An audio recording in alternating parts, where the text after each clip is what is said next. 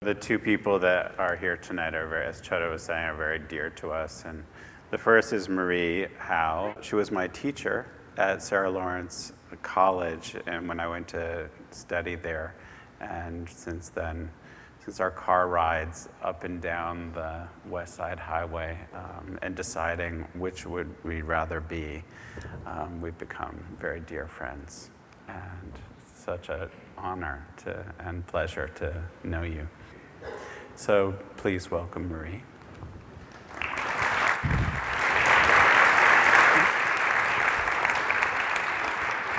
And Richard is another good friend of ours, supporter of our organization. He is a Zen student, teacher extraordinaire, a writer in his own right. And some of you may know Richard Thomas. He's always aspired to be an actor, so this is his debut this evening. So we'd like you to, help him along a little bit. Should he fluff his lines, stutter, and this could be it for you, Richard. Broadway next. You never know.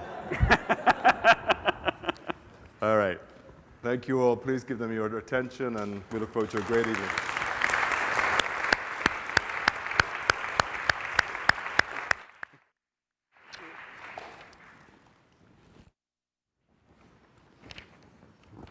It's a great privilege to be with you. You're heroes to me. I think about you a lot. I tell stories about you a lot. And to be with Richard Thomas is so moving to me. I grew up with Richard, as many of us did. I grew up with him, and I feel it's just a joy to be with him. And I've seen him in his more recent work as well, which is very good. Very good, really good. So it's just a joy to be here. And so what we're going to do is we're reading voices.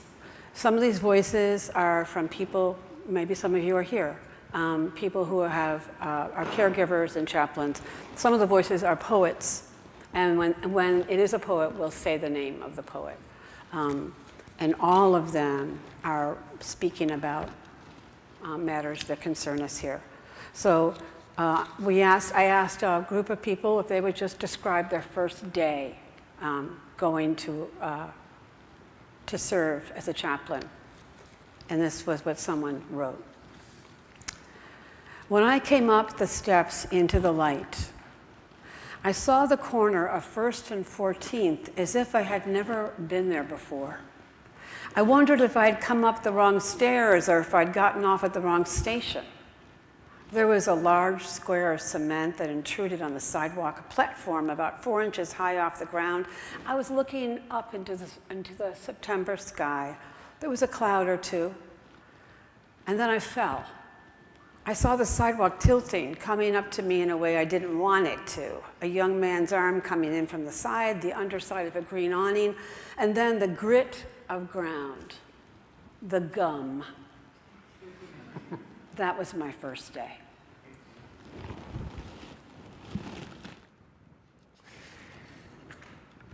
This is a poem by Jason Schinder called The Appointment. When I visit the doctor, I'm reminded that I too was sick, and I still am. Not because of sadness or because in 1976, I wasn't kind to my father at his deli on Kings Highway, Brooklyn. I swept the floor without talking to him, without knowing what work was and money. When I looked, he was slumped in a chair, pulling the ends of his mustache.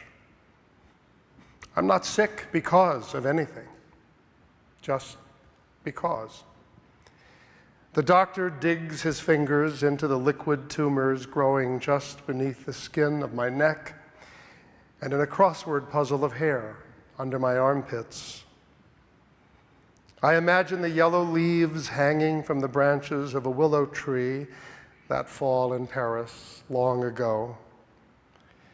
A young Chinese nurse stands in the doctor's office, alone in her body, as if under a street lamp. the white neon light of her breath going out of her, going out. I slip my pants below my knees. When I was in love, I could not get used to the hours with someone in them. What have you been feeling? The doctor asks.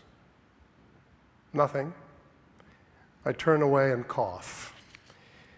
And in that moment, when the doctor is feeling my grainy-skinned, quiet pair of balls in that precise and careful way, I am ashamed of something in me, some absence of myself, some loneliness I've never understood, which sometimes disappoints, but which sometimes shows me who I am.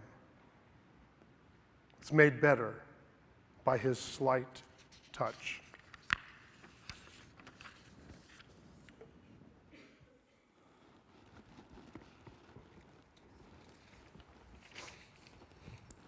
The door to the room was open, so I walk in. A gauntly, beautiful woman with a great haircut is sitting in a lightweight wheelchair. Her impeccably stylish maroon linen shirt looks huge on her. There are flowers in a large vase on the table, chrysanthemums in many shades, and family photos in ceramic frames on the dresser. I've been told she possibly would like a hand and foot massage, but only with the organic coconut oil she has in a special jar in her room. I can see that on the dresser. She looks up. Hi, I'm Louise. I'm a volunteer, I say. She just stares at me. I waver a bit. Do you feel like a visit? I ask hesitantly. No, she bellows. I stand there for a couple of seconds. No offense, she says softly, and turns away.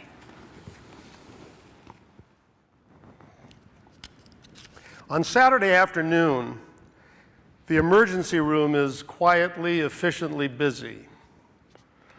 Most all the curtained areas are occupied with patients. Doctors, nurses, PAs, cleaning staff are doing an efficient waltz among them.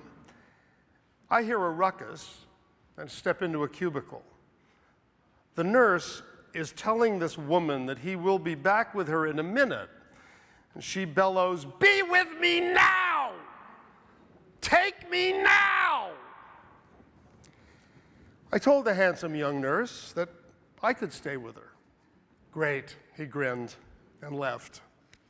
I don't want you, I want him, she screamed. He'll be back soon, I say. I'll stay with you until then, I said. I don't want you, I want him. I stepped away red-faced. Oh, honey, don't take it personal, said a patient ready for discharge. If it comes down to you or him, it's never going to be you. Just face it. I laugh. The handsome young nurse returned, needing information in order to admit her. Who do you live with? He didn't look up from his clipboard. She screamed, me! I live with me!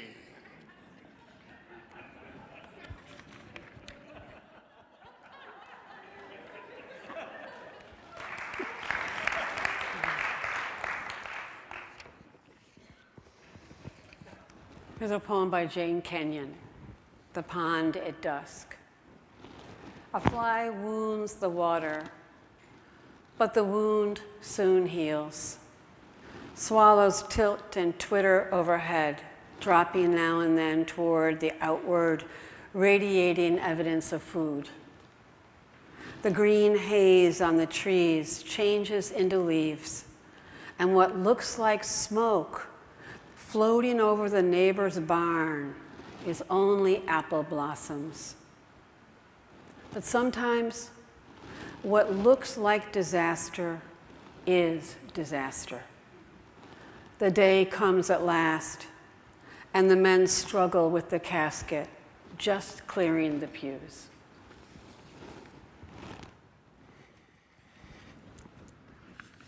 Here's a poem by Tony Hoagland called Lucky.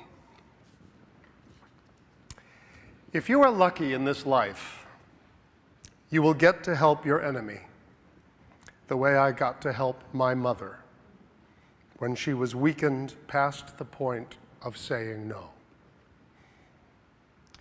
Into the big enamel tub, half filled with water, which I had made just right, I lowered the childish skeleton she had become.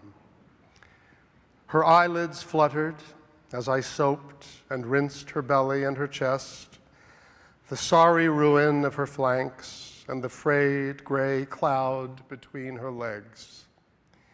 Some nights, sitting by her bed, book open in my lap, while I listened to the air move thickly in and out of her dark lungs, my mind filled up with praise as lush as music.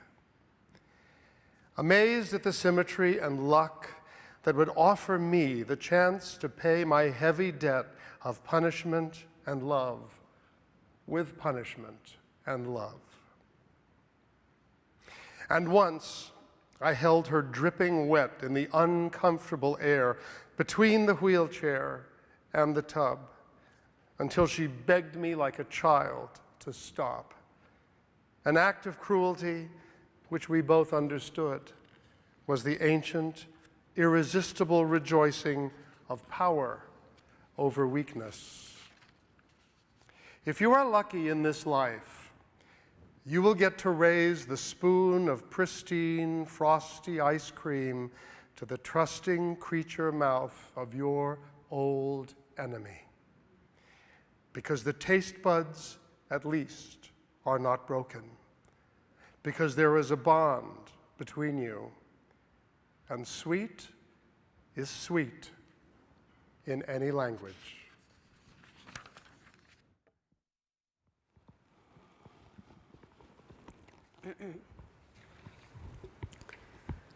I feed her lunch. It's some awful-looking beige, mushed-up stuff. Maybe roast chicken and mashed potatoes whizzed into complete anonymity. She can only take in about half a teaspoonful at a time. After surgery for the cancer, she can neither see nor speak, though I was told she can understand 4 languages. I stay silent too. I notice her face is hot.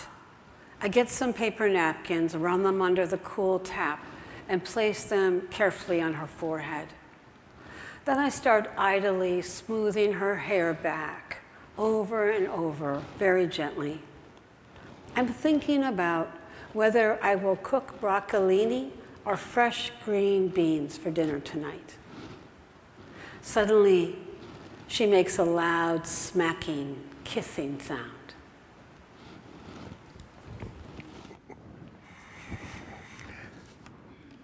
I met Alice on the psych ward. Alice had, amongst other things, early onset Alzheimer's. She was in her early 50s and one of those patients that nobody wanted to be with because she was always nudging and whining and so needy. And she would ask for the time every 5 minutes. I fell in love instantly. She was like a little broken bird. She had this strange way of always facing straight ahead, never turning her head to the side, but instead just pivoting her whole body. And when she walked, she would shuffle. The staff would say, "Come on, Alice, you can do better than that. Stop shuffling and pick your feet up." They were trying to be encouraging. But Alzheimer's was robbing her of her abilities, and then at one point, one day, she forgot how to walk altogether, not even a shuffle. When that happened, the staff nurse asked me to go and see her. Alice is in a room with 2 beds. Her roommate is in a fetal position facing the wall. In the 3 weeks that I've been visiting Alice, I've never seen her roommate's face. Alice is sitting bolt upright, facing the door, expectantly. "Hello, Alice. I hear we're not walking today. What's that about?" She bends forward from the waist up, looking down at her feet. She says, "Can't get them to do it." "Okay," I tell her. "Let's see if we can do it together. Stand up." I take her hands to help her off the bed. "All right then, one step at a time, left foot first." She looks puzzled. I tap the top of her foot gently with my own foot. "Move this foot forward. Come on, you can do it. Move this foot."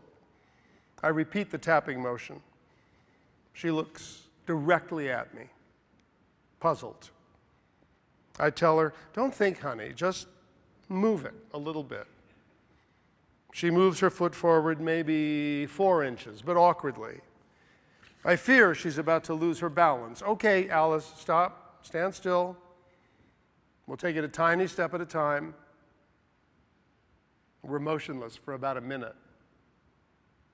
"We're walking," I respond. I'm still holding both of her hands. Our arms are outstretched. She says, "I don't know how to do that." "Do you remember how to dance?" She smiles. "Yeah, you bet I do." "Well, come on then, let's dance." I begin to hum the Blue Danube Waltz.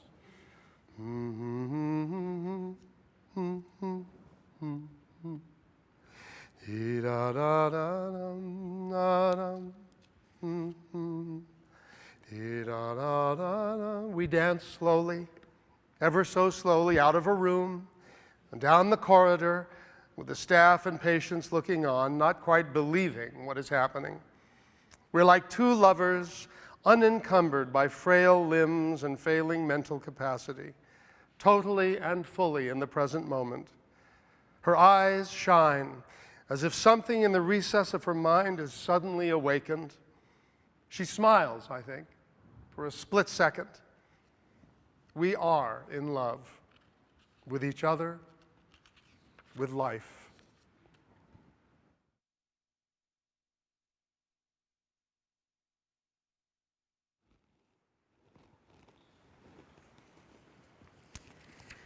Here's a poem I wrote, which has my brother John in it. It's called "The Last Time." My brother died when he was 28, after living with the AIDS virus for several years. The last time. The last time we had dinner together in a restaurant with white tablecloths. He leaned forward and took my 2 hands in his hand and said, "I'm going to die soon. I want you to know that." And I said, "I think I do know." And he said, "What surprises me is that you don't." And I said, "I do." And he said, "What?" And I said, "Know that you're going to die." And he said, "No, I mean know that you are."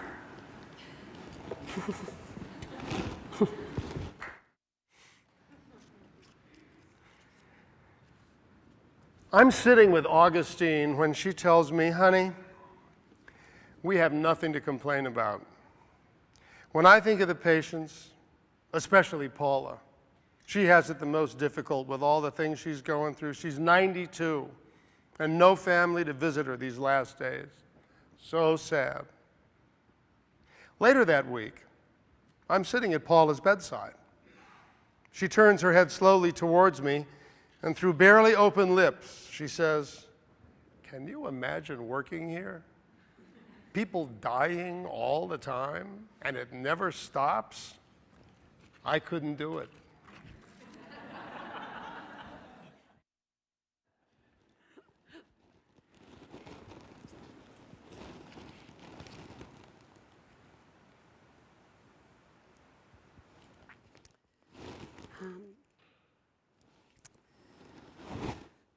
I began my clinical training as a chaplain, I was terrified of encountering anyone who was deformed. I thought I just couldn't do it.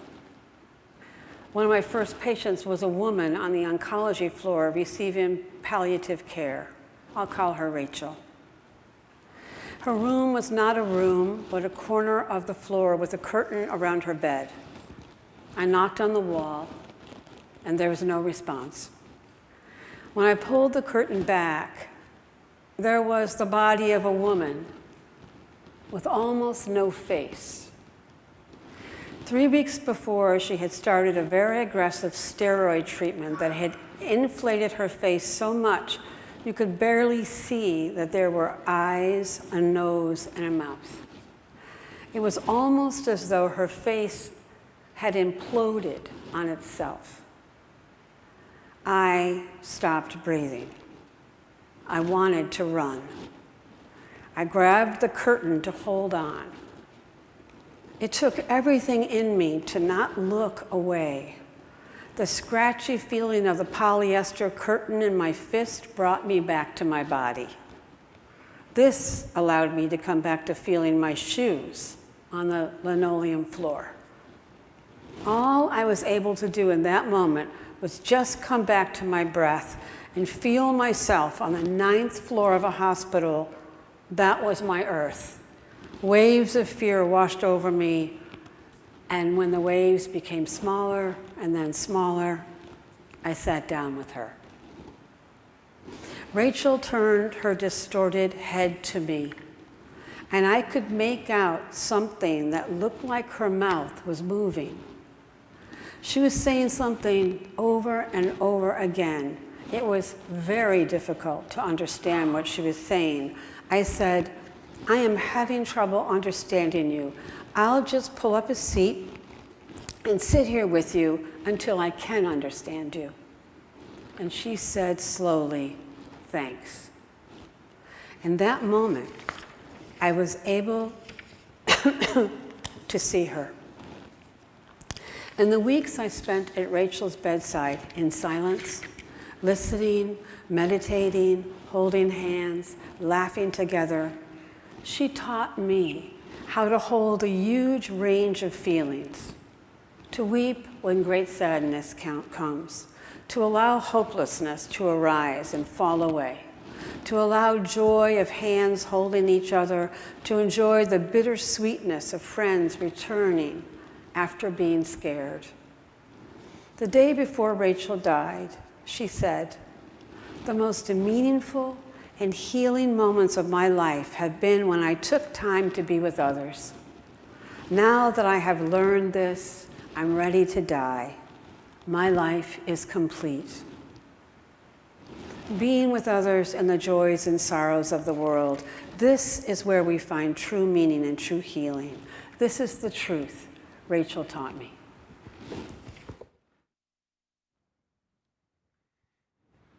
Here's a poem by Jane Kenyon called Otherwise. I got out of bed on 2 strong legs. It might have been otherwise. I ate cereal, sweet milk, ripe, flawless peach. It might have been otherwise.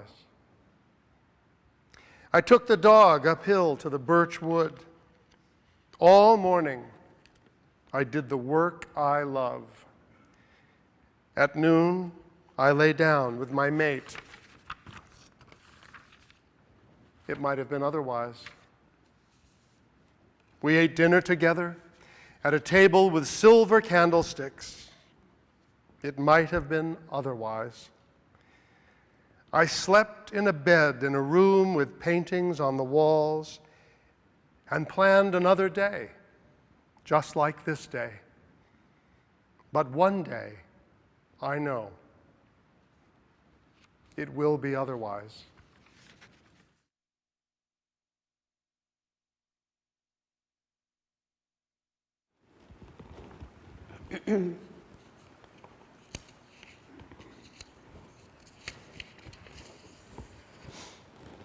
I can still see her, the 20-year-old mother.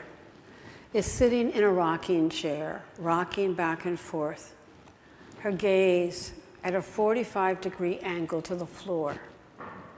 She's wearing jeans and a pastel t-shirt, and she's saying, "Where's the baby bag? We need to find it so we can take him home." Behind her stand 3 women, aged mid-20s to 40s, dressed casually, faces tight. One of them is pushing the rocking chair. Again, "Where's the baby bag? We need to find it so we can take him home." The priest is standing next to me, and I'm next to the bed with a dead baby lying on it. The baby has been washed, the bed covers arranged around him, and no one can look at him. "Where's Leo's baby bag? We need to find it so we can take him home." As I crouch down in front of the mother, I look into her glassy eyes. The priest says to me, "Can she take the baby home?"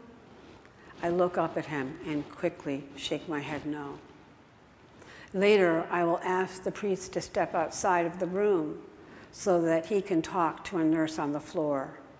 She will explain to him that the baby will move to a morgue in the hospital. From there, the family will work with the funeral home to make the necessary arrangements. Right now, though, we are staying in the room, staying and not sure what to say. The priest looks at the women behind the rocking chair. Was the baby baptized? I can see the women's faces darken.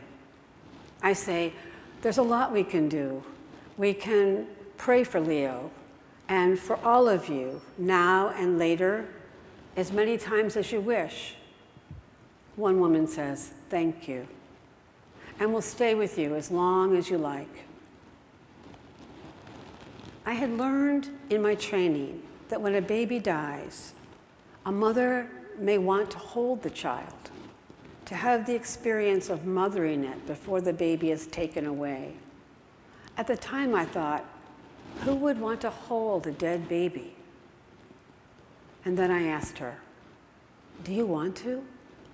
And she said, "Yes." Soon I found myself holding up baby Leo's lifeless hand as a nurse pressed it against an ink pad and made a handprint on a page in a book. We made prints of both hands and feet. Then the nurse clipped a piece of Leo's hair. We were making a memory book for the mother to keep. Leo would not be forgotten. I held up a camera and took several pictures of this young mother holding her baby as she sat in the rocking chair. She was smiling in all the photos.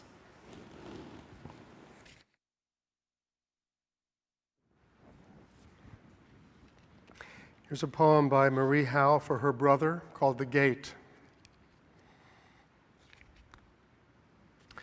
I had no idea that the gate I would step through to finally enter this world would be the space my brother's body made.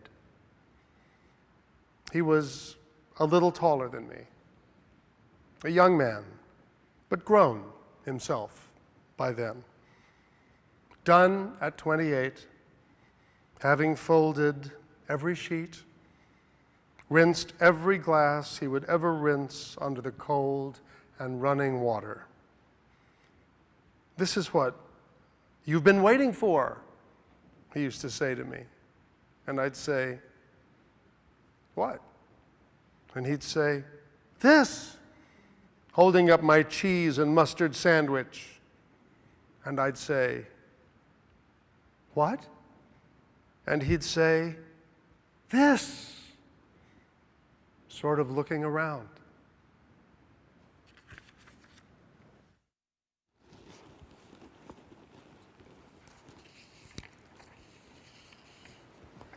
She has her hair in braids.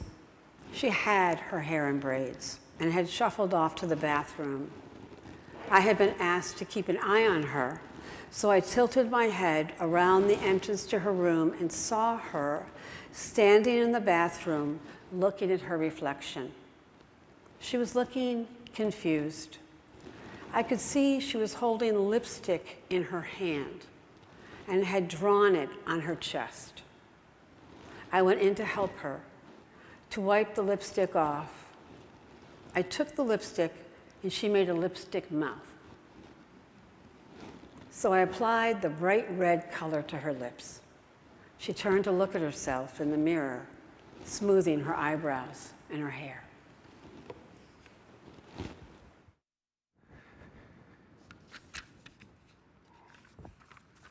I arrive to see John sitting in his wheelchair. He looks alert and fresh. The aide has showered him, given him a shave, and dressed him in his favorite clothes: lavender shirt, red sweater, and brown corduroy pants. Today is his birthday. Happy birthday, I say, as I kiss his cheek. How old are you today? He tells me he is 113. I reply, last week you told me you were going to be 45. That was last week, he smiles. In actual fact, it's his 78th. But in his dementia, on any given day, he'll give a different answer. I arranged the flowers I picked up at Whole Foods and put the birthday cake, chocolate mousse, in the refrigerator. It's going to be a sweet morning. I've arranged a car to take us to a restaurant in his old neighborhood for a surprise birthday brunch where 8 of his friends from the Gay Men's Chorus will be waiting to sing happy birthday as we enter. When I walk back into the living room, he looks at me and asks, "What are we doing today?" "Well," I reply, "we're going to celebrate your birthday in your favorite restaurant. I've made reservations for us." He tells me, "I'm not hungry, and I'm tired, and I want to go back to bed." "But it's your birthday. Let's go out just for a short while, and maybe the fresh air will give you an appetite and some energy." "No, I want to go back to bed and read the Times. I'm sorry, I just don't feel up to it. Maybe next year." I cancel the reservation, email the invitees, letting them know brunch is canceled, and I spend the morning at his bedside reading the New York Times with him. The next morning, as usual, on my way to the office, I drop in just to say hi and give him a kiss on the cheek. He ignores me as I walk into the living room, and I ask, "Hi, John, what's up?"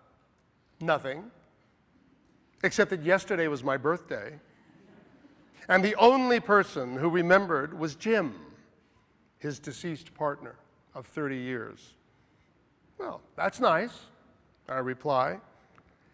I know by now there's no point in correcting him when he has these moments. "What did you do?" "We went to Venice and rode in a gondola, eating chocolate mousse cake, my favorite. He bought it especially for the occasion." "Very nice," I say. And looking toward the windowsill, "Oh, what pretty flowers. Did he buy those too?" "Yes. And today, he's taking me for lunch at a fancy restaurant." "Can I come too?" I ask. He smiles. "Of course. You know how busy Jim is. He'll cancel at the last minute, so it'll be just you and me. How lovely. By the way, I saved you a piece of cake."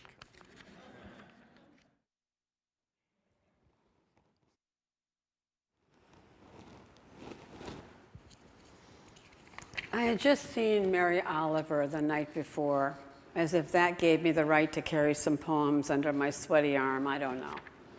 But I did that day. So there I was, offering the woman in the second bed, farthest from the door, a Mary Oliver poem. The patient's blue eyes were the brightest thing in the room.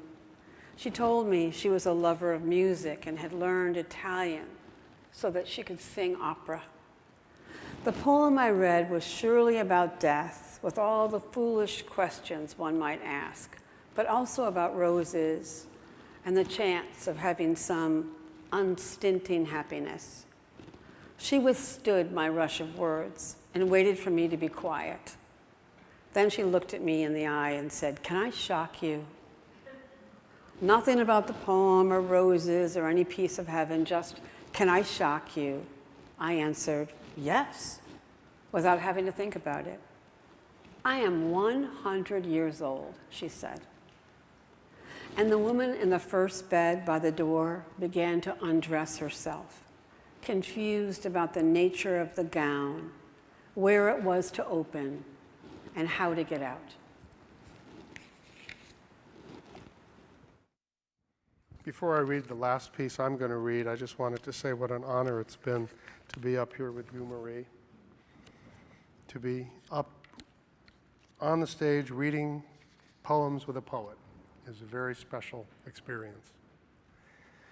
I'm going to read this because when I'm a fly on the wall of my own funeral, I hope that I'll hear someone reading this. So just in case anyone's taking notes. It's by William Shakespeare, and it's the funeral poem from Cymbeline. Fear no more the heat of the sun, nor the furious winter's rages. Thou thy worldly task hast done.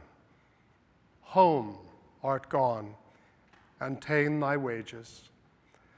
Golden lads and girls all must, as chimney sweepers, come to dust.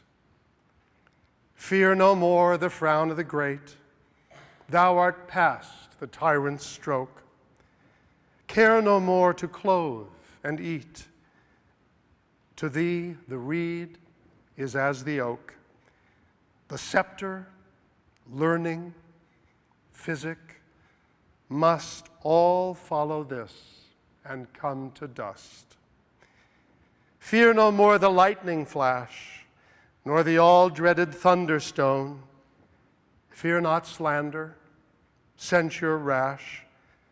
Thou hast finished joy and moan. All lovers young, all lovers must consign to thee and come to dust.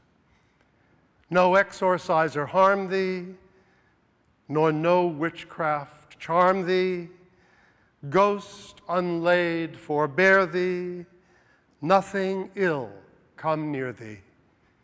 Quiet consummation have, and renowned be thy grave.